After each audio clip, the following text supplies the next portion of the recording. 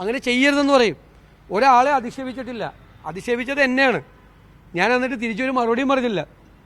ഇതിനു മുമ്പ് എന്നെക്കുറിച്ച് വളരെ മോശമായ വാക്കുകൾ പറഞ്ഞു, ഇന്നലെയും മോശമായിട്ട് വാക്ക് പറഞ്ഞു. അപ്പോൾ ഞാനെന്താണെന്ന് മറുപടി പറഞ്ഞത്? അദ്ദേഹം നല്ല പ്രായമായ ആളാണ്, ഇരിക്കുന്ന സ്ഥാനം എന്ന് പറയുന്നത് വലിയ പ്രധാനപ്പെട്ട ആളുകൾ ഇരുന്ന സ്ഥാനമാണ്.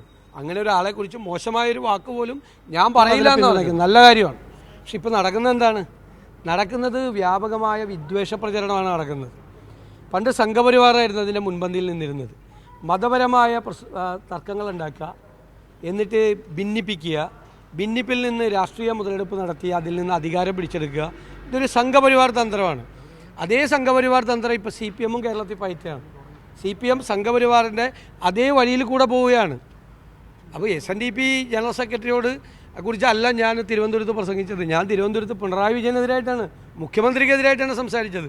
മുഖ്യമന്ത്രിക്ക് മതേതരത്വത്തെക്കുറിച്ച് സംസാരിക്കാൻ ഒരു അവകാശമില്ല. AK ബാലൻ നടത്തിയ പ്രസ്താവന, ആ പ്രസ്താവന മതസ്പർദ്ധ ഉണ്ടാക്കാനുള്ള സംഘപരിവാർ രീതിയായിരുന്നു.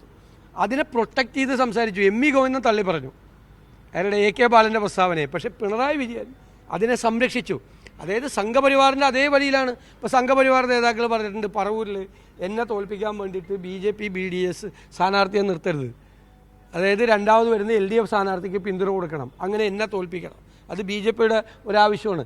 അപ്പം മതപരമായ സ്പർദ്ധ, ആര് വർഗീയത സംസാരിച്ചാലും അവർക്കെതിരായി ഞങ്ങൾ നിലപാടെടുക്കും. അത് ന്യൂനപക്ഷ വർഗീയതയായാലും ഭൂരിപക്ഷ വർഗീയതയായാലും വർഗീയത പ്രചരിപ്പിച്ച് വിദ്വേഷ പ്രചരണം കേരളത്തിൽ ആര് നടത്തിയാലും അതിനെതിരായി കോൺഗ്രസും UDF നിലപാടെടുക്കും. അങ്ങനെ ചെയ്യരുതെന്ന് പറയും. ഒരാളെ അധിക്ഷേപിച്ചിട്ടില്ല, അധിക്ഷേപിച്ചത് എന്നെയാണ്. ഞാൻ എന്നിട്ട് തിരിച്ചൊരു മറുപടിയും പറഞ്ഞില്ല.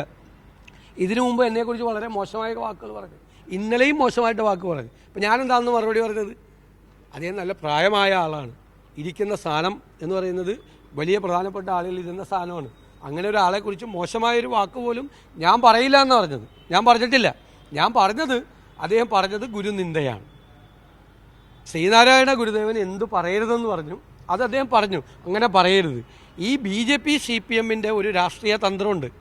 ഏത്? ഈ വർഗീയത ഉണ്ടാക്കി ഭിന്നിപ്പുണ്ടാക്കാൻ വേണ്ടിയുള്ള രാഷ്ട്രീയ തന്ത്രം.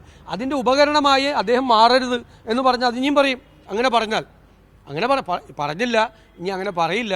എല്ലാവരും കൂടി ഐക്യമാണ് ഉദ്ദേശിക്കുന്നതെങ്കിൽ നല്ല കാര്യം, ഞങ്ങളതിനെ സ്വാഗതം ചെയ്യുന്നു. അല്ല, അങ്ങ് ഈഴവ വിരോധിയാണെന്നാണ് അദ്ദേഹം പറയുന്നത്. അല്ല, അതൊക്കെ എല്ലാവർക്കും അറിയാവുന്ന കാര്യമല്ലേ, എല്ലാവർക്കും അറിയാവുന്ന കാര്യമല്ലേ. എല്ലാവർക്കും ശ്രീനാരായണീയരായിട്ടുള്ള ആളുകളെ കൂടി വോട്ട് ചെയ്തിട്ടല്ലേ നമ്മളൊക്കെ ജയിക്കുന്നത്.